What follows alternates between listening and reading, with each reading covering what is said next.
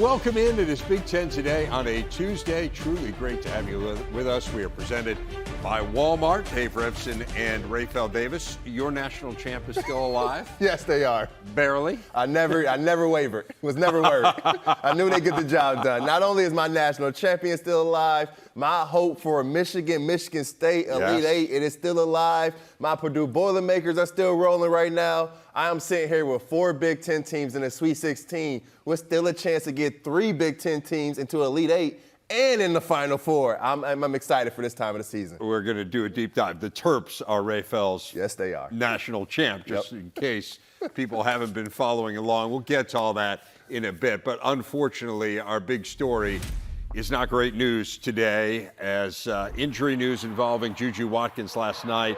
Probably saw it by now. The USC star Big Ten Player of the Year suffered a season-ending knee injury in the Trojans' win over Mississippi State. The school announced that Watkins will require surgery. USC entered the tourney as one of the favorites, a #1 seed, with Watkins, who's the nation's 5th leading scorer, as its clear leader. Just brutal news. And as you might expect, the sports world expressing its support for Watkins. Social media flooded with reaction last night. This is just a sampling here from Angel Reese to Breanna Stewart, Aaliyah Boston. List goes on and on. Trojans coach Lindsey Gottlieb talking about her star last night before the severity of the injury had been made public. I mean, I'm feeling a lot of emotions, obviously, but the biggest one is pride. What a performance, by this group. When you throw a bunch of talented people on a team, it doesn't become a team until you work through some things. And I always thought throughout the year that if we had something we had to work on, would be when things didn't go right away, we sometimes stressed out, and how about this, something didn't go right for us. You never want anyone to go down, especially someone, like JuJu that we all, lean on in so many ways. But this team rallied. They rallied for her. They rallied for each other. Our fans had our back. I'm just really proud. And I think we showed what kind of team we are. Lots to be proud of. I mean, you think about just watching it, how unsettling it was at the time, and to be her teammates out on the court and trying to carry on without your clear leader. My heart goes out to her. Yeah. I know you follow the women's game really closely. You're a huge fan of JuJu Watkins. I think we all are, because she is one of those players who elevates her sport. And whatever the sport is, when you have players who transcend it, it is so painful to see them go down. And it doesn't mean that it's more painful than a more run-of-the-mill player's injury. It just is traumatizing for that person. But when you think of the degree to which she elevates her team, man, it's just a huge blow all around. Yeah, she's just so easy to root for. Like you said, you never want to see any player go down, but especially a player of JuJu's magnitude, a player in a position to not only help her team win games, but have a real chance at winning a national championship. And in a couple rounds from now, had a chance of matching up with Paige Beckers, two of the better players in the country. So heart goes out to her. You watching the game last night live, and you see her go down, and your first thought is no. No, you don't want it to be that knee. You don't want it to be the ACL. But you had other girls step up in that game. And JuJu was a baller, obviously, could be National Player of the Year. But you don't go 30-3 on the backs of just one lady. Right. They have other players. You look at Kiki Iriafen, the game she had last night, 36 points, 9 rebounds, averaging 19 and 8 on the season. She is talented enough to be your best player in the NCAA tournament. So your heart goes out to JuJu. You never want to see a player go down, especially a player that everyone in the country is rooting for. My 5-year-old daughter is heartbroken right now that she won't be able to watch JuJu carry out this tournament. So heart goes out to her, and you hope for a speedy recovery. Yeah, absolutely. I'm glad you mentioned Paige Beckers, because think of the injury issues that Paige Beckers has had, and she is back and playing great basketball, and has UConn on a course perhaps to be certainly in contention for the national championship. And so when you think about this is a huge setback, but it doesn't mean that we can't see JuJu Watkins back and on a huge national stage in much the same way that Paige Beckers is. It's a long road back. We certainly wish JuJu the best. Obviously, lots more coverage. When USC speaks publicly, we will bring that to you here on the Big Ten Network. USC did advance handily, as Rafael mentioned. They're one of 3 Big Ten teams that's in the Sweet 16. They'll take on Kansas State Saturday in Spokane, Maryland, UCLA, also Sweet 16 bound. They play Friday. Terps won a thriller against Alabama last night in 2 overtimes. UCLA advanced on Sunday. The Terps get South Carolina next. The Bruins will take on Ole Miss.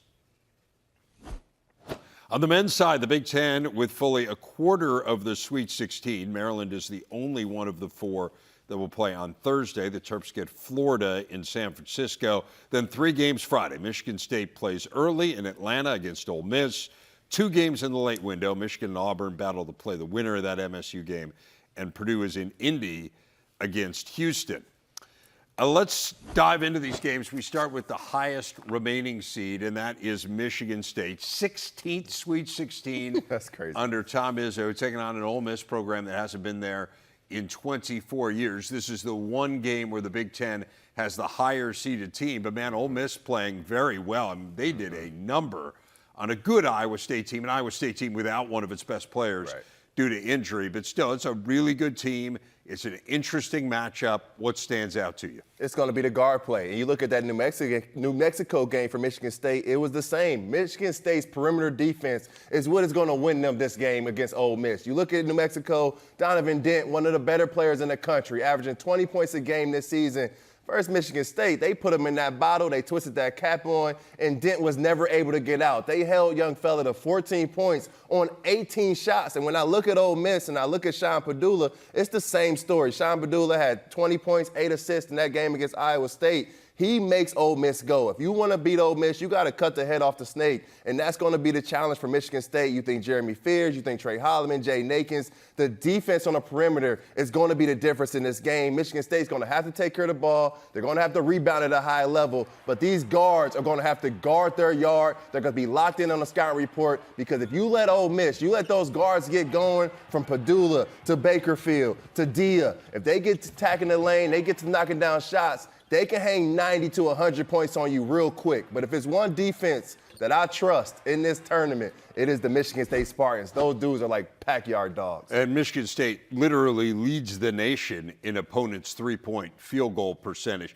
Ole Miss doesn't necessarily rely that much on the three, but that's how they beat Iowa State. It was kind of an unusual shooting performance. I think you look at another area where Michigan State could have an advantage. It's on the boards. If there's a weakness for Ole Miss, it is the rebounding.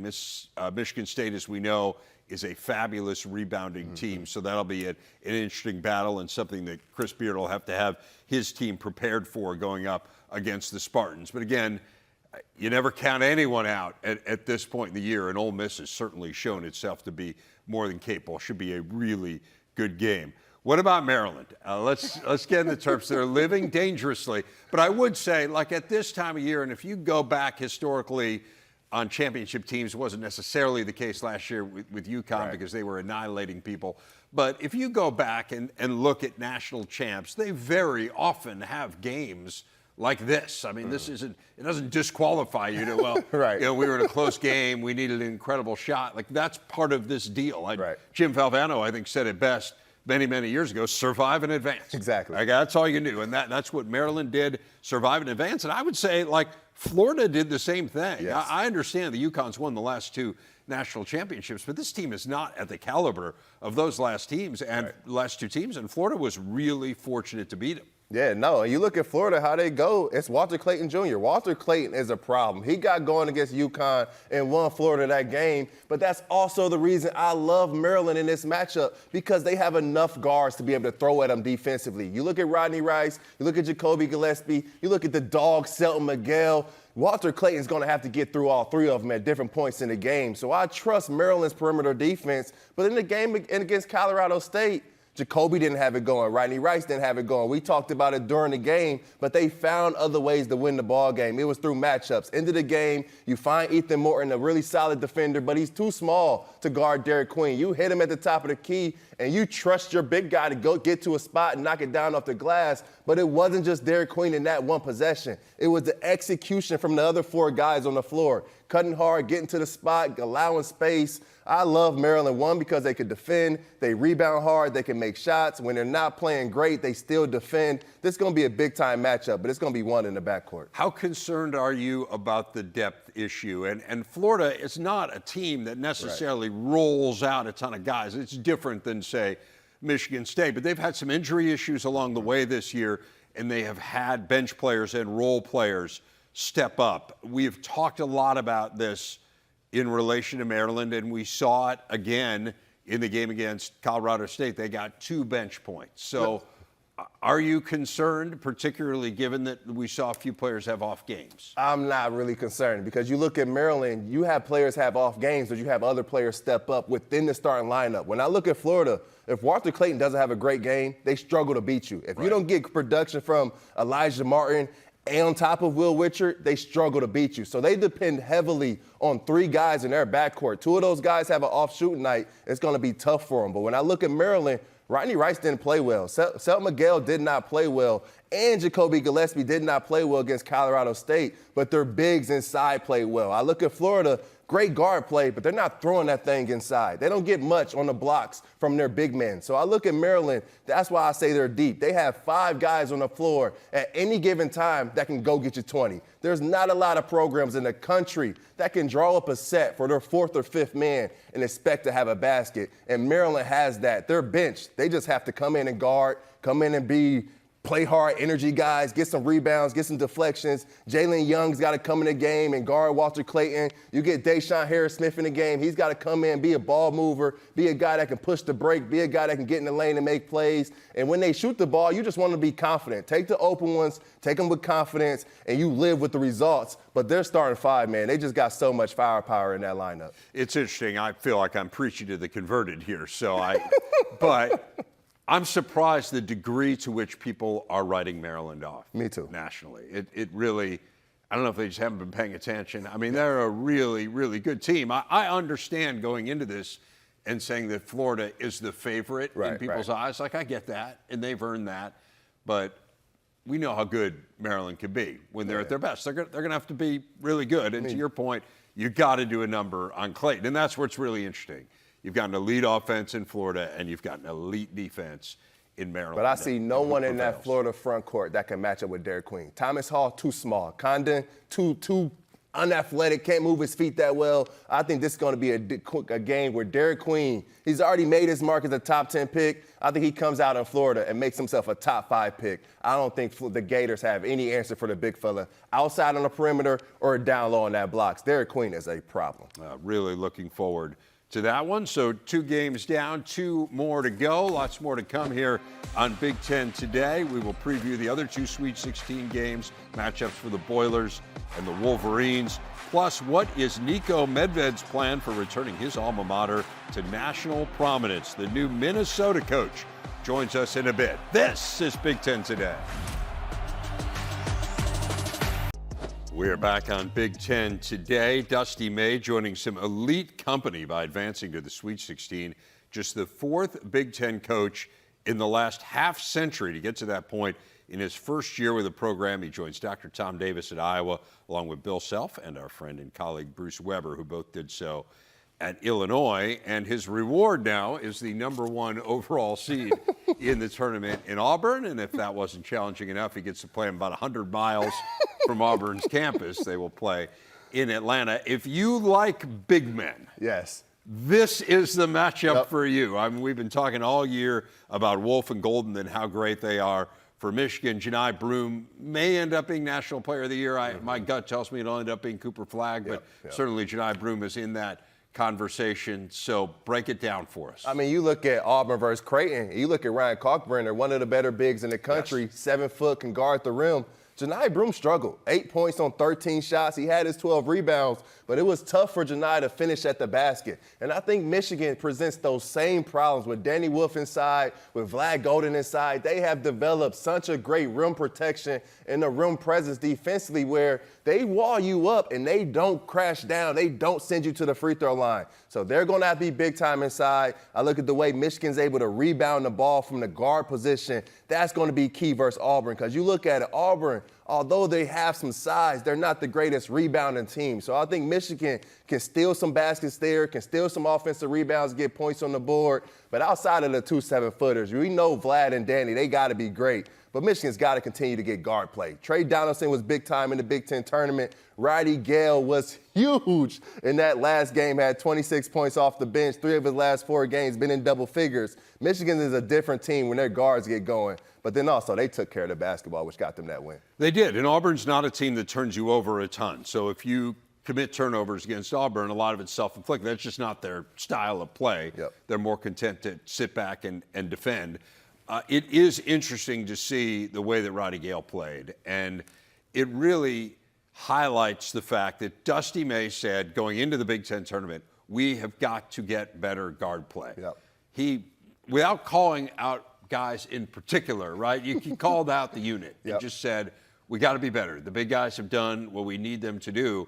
And since then, the guards, well, first of all, since then they haven't lost, but the guards have been a huge part of the reason why. And again, it points out that they present so many problems in the front court. Roddy Gale was great in that game, but honestly, if they're just good, if Trey Donaldson's good, man, they're tough to beat. Yeah, they just need to be good. They need to be confident. They need to be able to be poised. They need to be able to have the ability to go get a basket. And that's what Roddy Gale was giving them in that game. He was getting into the lane. He was making plays at the rim. Nice little drop-offs to Vlad Golden and Danny Wolf around the basket. But his ability to get to the free throw line 8 times and make all 8, it was huge because it put some pressure on the backside defense. So you can't just have a game where you're playing ball screen offense or you're just throwing the ball inside. You've got to have a wing that can be able to break the defense down and go get you one. And that's what Roddy Gale was able to give him. LJ Kaysen off the bench gave him 11 points. His ball skills, his athleticism, getting out in transition, giving him a little different look offensively.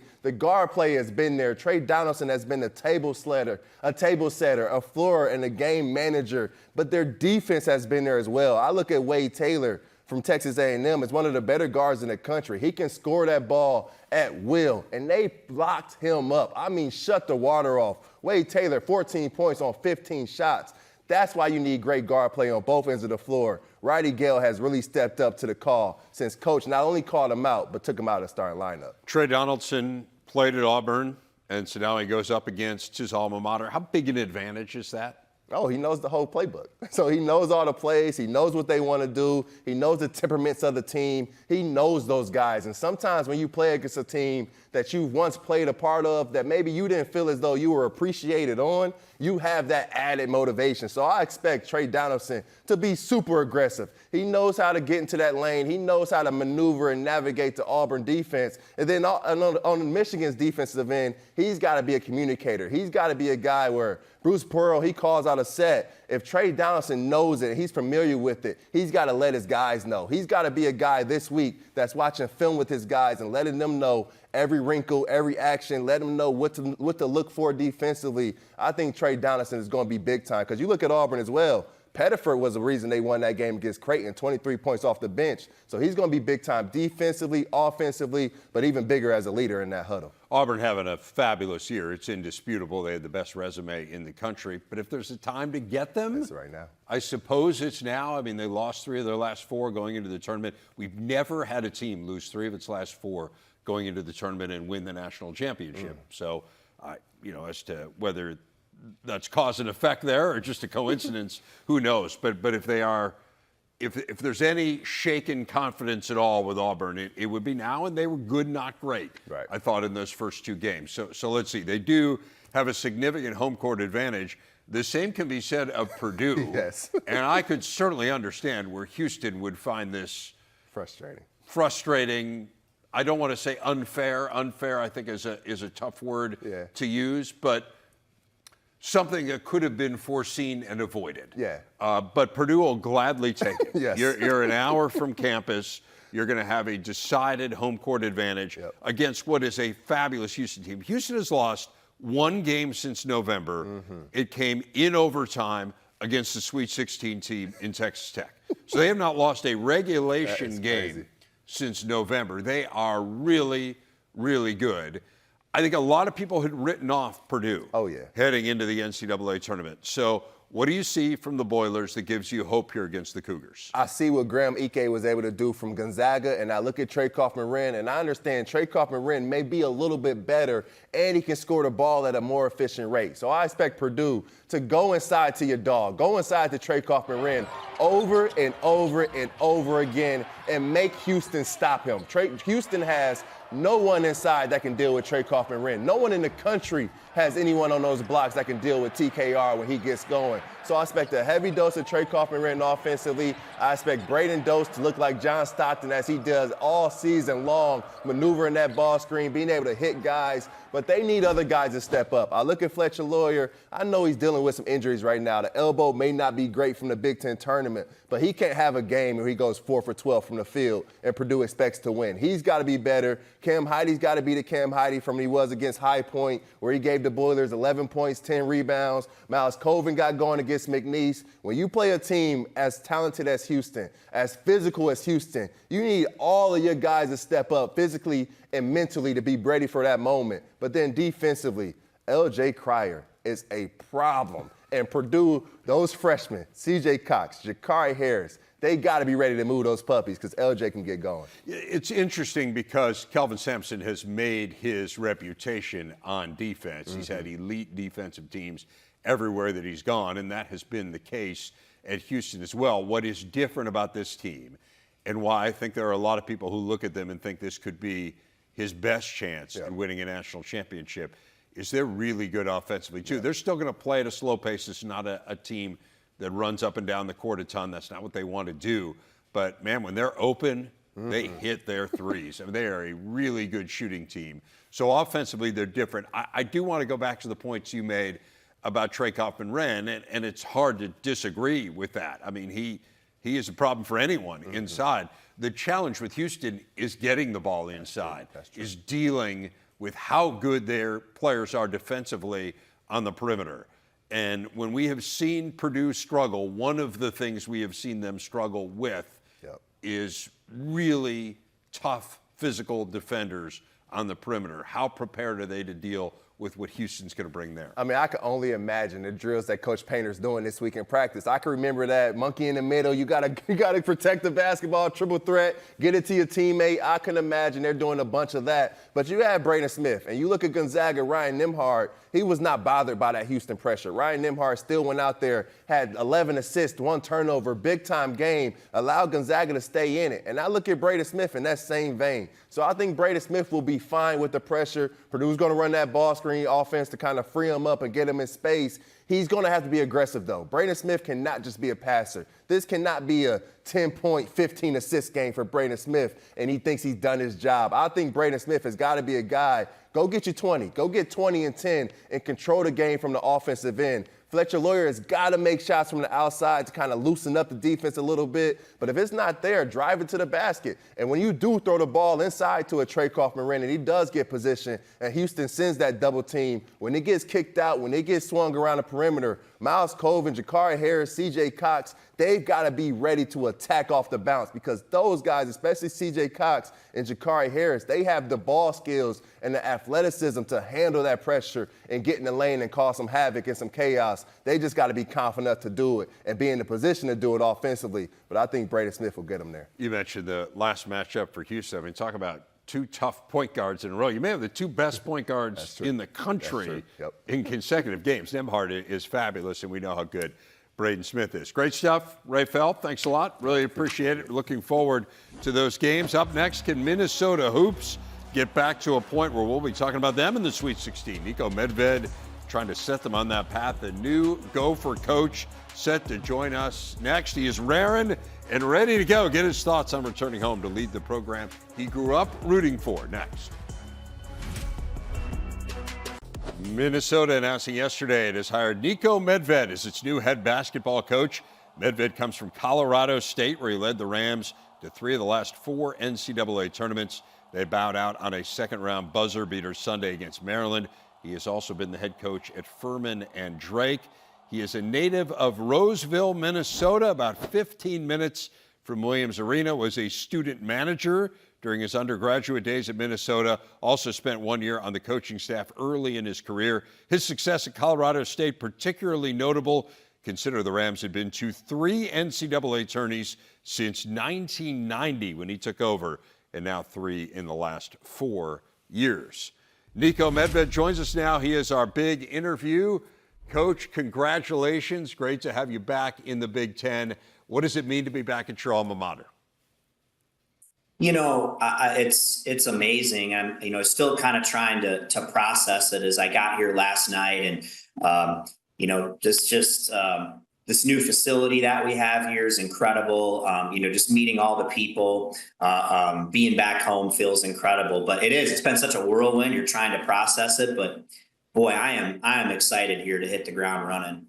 Oh, I'm sure you are, and I know Gophers fans are excited to have you there. It's pretty amazing, the connections. Not only did you go there for undergrad and get a master's and on the coaching staff, but your parents have been season ticket holders for Minnesota basketball for 40 years. So you are well steeped in the Gopher traditions. What's your best memory at the barn as a kid?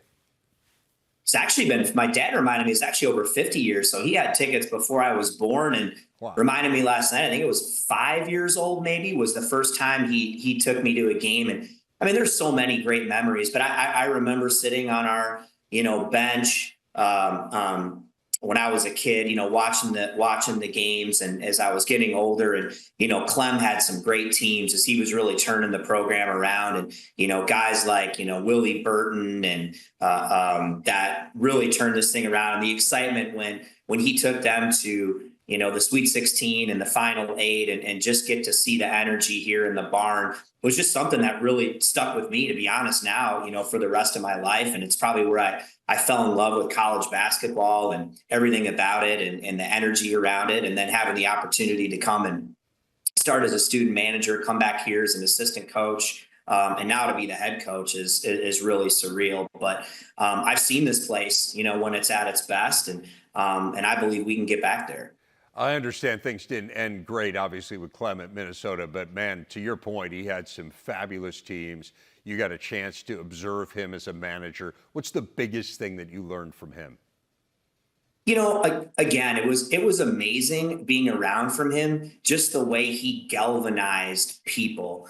And you hear the way his players talk about him, but just the mindset that he brought to our fan base and our team and the alumni, just about how, hey, we were going to be a force to be reckoned with. And I just thought he did a great job of just building a real sense of pride in the program throughout the state. And, everybody used to wear the old Play Hard shorts and, it's there, right? And so I think that really stuck with me, is how he was able to do that in the program. And again, just the energy at that point in time around Gopher basketball was unmatched. And there have been some good moments since Clem left Minnesota, but let's be honest here, they've been few and far between. And so you talk about trying to kind of recapture that era and make Minnesota consistently successful, not just occasionally successful. What's your vision for what Minnesota can be, Niko? Well, I think, you have to have one. I mean, it's interesting, first head coaching job I had at Furman, I had been an assistant there. And when I got back, people viewed that as a job that nobody could win at. And, 4 years later, we were able to win a regular season Southern Conference championship. Drake was the same way. And although I was only there for a year, even in that year, we took that team and made huge strides, and you got to see the fans and the engagement back. And, both of those programs now are viewed among the best in their conference. And, Colorado State was kind of the same thing. And so I think sometimes it's just when you have a connection and you really believe in the place and you have a vision. And, in my case here, I've seen it, when it's been great. And, And I think the timing too. I think sometimes timing is everything. I think now is the time, maybe more than ever, with everything that's going on in college athletics and the timing in my career. Now's the time to do it, and I don't see any reason why we can't. And we're playing in the best league in the country with some of the best coaches in the country. But we've got what it takes here to be successful. We've got great talent here right at home, and you have to put all those things together and get everyone working in the same direction. But we believe that we can do that. And when it's working that way, Minnesota can compete with anybody. You mentioned the homegrown talent, and this is the question that gets asked of every single Minnesota coach. I mean, I vividly remember being with Tubby Smith, and in his office, he had pictures of Rodney Williams and Royce White on his desk, like they were, like where people keep pictures of their kids. He had pictures of Royce White and Rodney Williams, because they were that important as recruits to him, Minneapolis kids. So let me ask you that same question. Like, what is the formula for keeping the Minnesota kids in Minnesota? I think, you obviously have to show them a vision of, that you can win, that they can grow and develop. And, we've had 3 straight, we're going to have a third, a draft pick here at Colorado State. We've been able to recruit that level of player. They've been able to develop into that. You have to show them that. You have to show them that you're going to play a style that's going to allow them to be successful.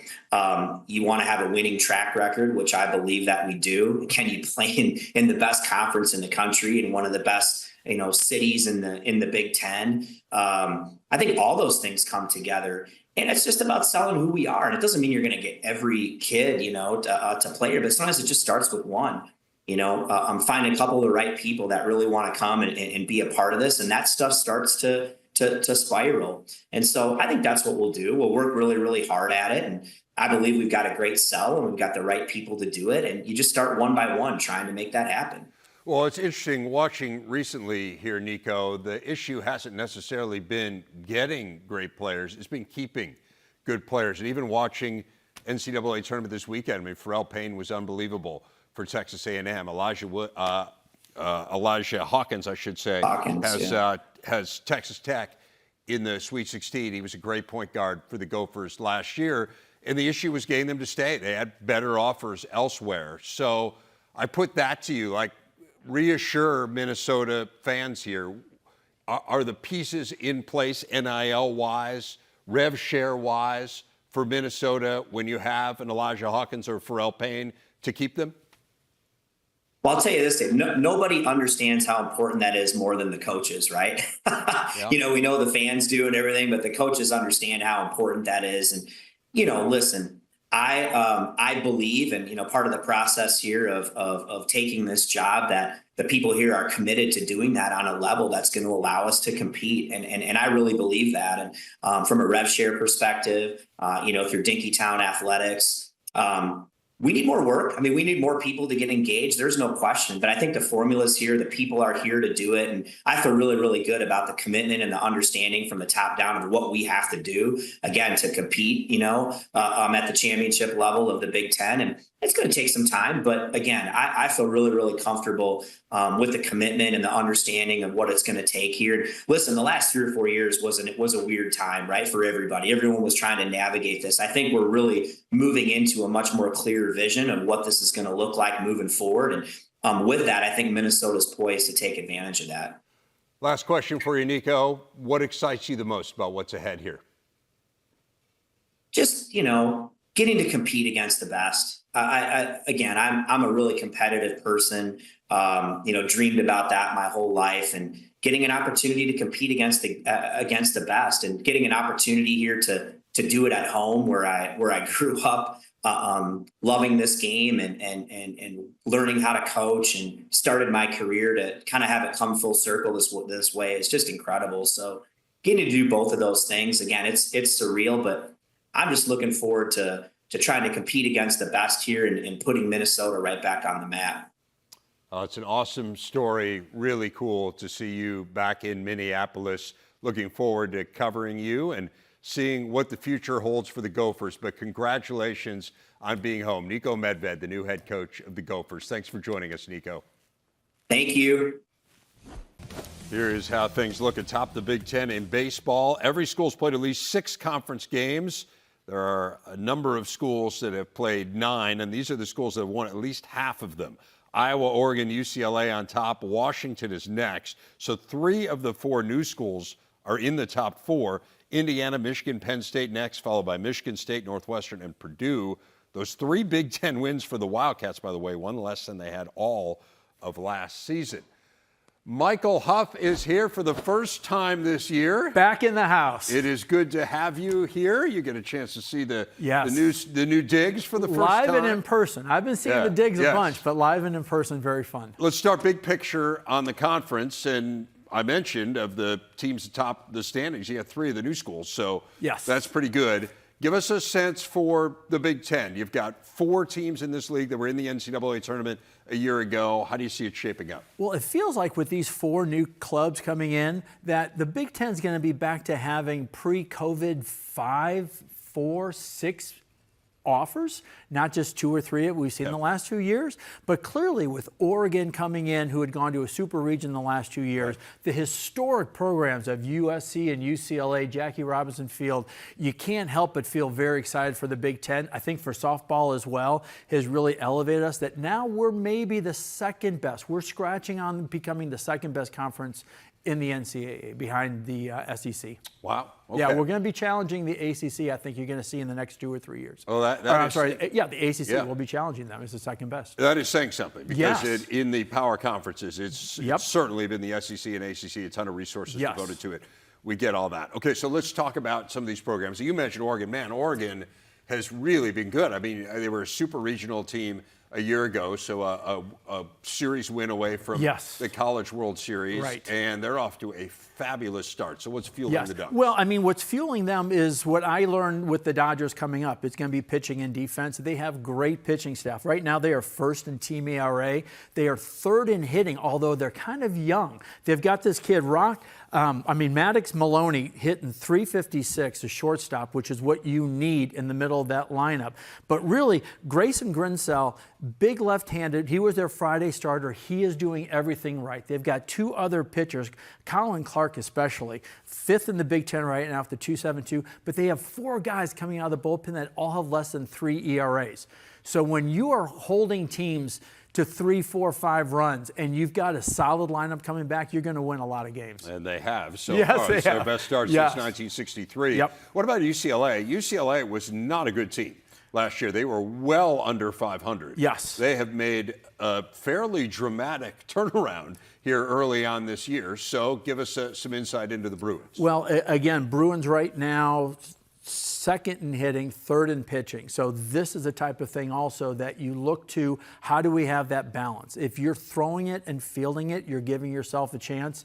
And this is where Rock Chalowski, who's their shortstop, a sophomore, he could be first rounder next year. Might be in 2026 a guy that makes the USA team. That's someone that you can build around. And again, he's hitting a cool .350 also, about 18th in the Big Ten right now in batting.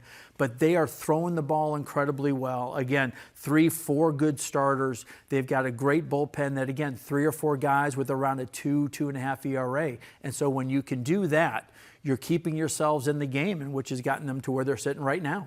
Program that historically has been really good, been to 5 College World Series, have not been to 1 in a dozen years, though, so we'll see where they can get back to that level. Let's talk a little bit about Iowa. Iowa did not make the NCAA tournament a year ago. They were there 2 years ago. Rick Heller's got them playing well here early on this year. What's standing out about the Hawkeyes? Well, what we thought we were going to see last year with these 3 great starters, again, we Brock spent a lot of time we talked about them so much, didn't quite happen. Now, this year, it looks like it's coming together, especially for Cade Obermuller. He was their number 2. Brody was their starter. Cade was number 2. Again, son of Major League pitcher. That he just couldn't find it. Almost like same number of walks as strikeouts. And this year now, he has got a whopping 3.4 ERA. He's only 1 and 2, but he is throwing strikes. And now you put that along with Aaron Savary, who again is a top 10. He's got a 3 ERA. Now Rick Heller, who finds a way to get some of these junior college transfers, finds a way to get these guys position-wise playing incredibly hard, that when you have this great pitching that's now coming together and a lineup that's a lot of gamers, not necessarily going to hit a lot of home runs, but they're going to grind it out, led by one, Gabe Mitchell. I think we've heard of his granddad, Dan Gable. So when you have that type of mentality and these guys are now feeding off each other, it's a great recipe for success. And right now they are finding it in the Big Ten. Oh, they are indeed. Last 6 games, they've outscored their opponents 63-11, which seems good. You're going to win a few games like that. That feels good. That feels good. Dramatic conclusion of our show coming up. More from Mike. We're going to dig into this weekend. There's some really compelling series. He will tell us what to watch as we wrap things up here on Big Ten Today. Friday, catch baseball. The Huskers take on 8th-ranked Oregon State. Coverage begins at 8 Eastern, 5 Pacific, the Big Ten Network, and as always on the Fox Sports app. So that an intriguing non-conference battle. Got some good conference action this weekend. 8 series in all. Penn State and Michigan, both in the top half of the standings. USC going to Indiana, UCLA, and Purdue with some intrigue. So no lack of interesting storylines. Back here with Michael Huff, and let's start with the Boilers. They had a great non-conference record. They played a very easy non-conference schedule. But again, you beat the teams who are out in front of you, and that's all that you can do. But now taking on UCLA, how do you see this series? Well, I'm excited for it because of that fact. I mean, you still have to beat those teams that you're supposed to beat, and Purdue has done a great job of doing it. And they have 3 pretty good arms at the top of their rotation. Now, the problem is you're going up against a team that arguably will be nationally ranked next weekend, depending on what they do this weekend. So I think it's a big test for both of these clubs, for UCLA to come back to the Midwest, thinking that we got to be thinking 2 out of 3, if not a sweep, and for Purdue to say, no, not just yet. That 19-4 is 19-4 for a reason. And what's ironic is that Purdue, who always plays hard and steal bases, they're not at the top of the league stolen base-wise this year. We'll talk about that team in a second. Yeah, interesting. So, and again, 3-3 against Minnesota and Michigan. So it's not as if it's only the non-conference teams that Purdue has beaten. They did a nice job against a couple Big Ten teams. What about USC and Indiana? And we were talking about Oregon and UCLA. USC, obviously, historically, great program. Haven't made the College World Series in a decade. We'll see whether or not they can get things back on track. What should we expect here as they go up against the Hoosiers? Well, these are 2 teams. The reason I put this as one of mine I'm looking forward to is that both of these teams, by the coaches, were ranked in the top 6. Indiana right now sitting at 13-11. They've got to be a little frustrated that this is a club that, granted, they lost a lot of talent last year, both on the mound and in the field, but you still have guys like Devin Taylor and Corbin Dickerson, who's tied for first with 11 home runs. So offensively, they are pretty solid. But 11th in pitching, USC 11th in hitting, both pretty good on the opposite side. So it's going to be a real big battle. Yeah, to your point, Trojans' bats have struggled, but their arms have not. They have really thrown the ball well, and so can you get both sides going? Now, Michigan, fresh off taking 2 of 3 from the Boilers, and now they get Penn State in Ann Arbor. What do you think of that? Well, Penn State, I want to tip my cap to Mike Gambino. Second year, last year he gets to the Big Ten tournament, puts a lot of pressure on teams. And you know what?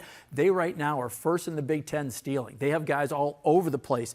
64 stolen bases, only 6 caught stealings as an entire team. Wow. So this is a club that's going to put pressure on you every inning 1 through 9 because they're not necessarily going to hit long balls, but they're always going to have people on base. And Michigan, Tracy Smith, we know about his history. First at Indiana and then at Arizona State. So he is looking, especially behind Mitch Voigt, who now as a junior is stepping into more just a positional player, not pitching as much. But again, a club that was preseason in those top 6 rankings. So for both of these, there's a little bit of posturing within the conference, even though we're not even quite halfway through the Big Ten season. But it's going to be a lot of who's got that one up in terms of tiebreaker and who's going to feel good going forward. You mentioned Voigt hitting .412 on the year. Not having a problem swinging the bat. Give me a quick thought on Northwestern and Maryland. Well, the thing I love about Northwestern and Maryland is, again, these are teams, Northwestern, second-year coach, also coming out of doldrums.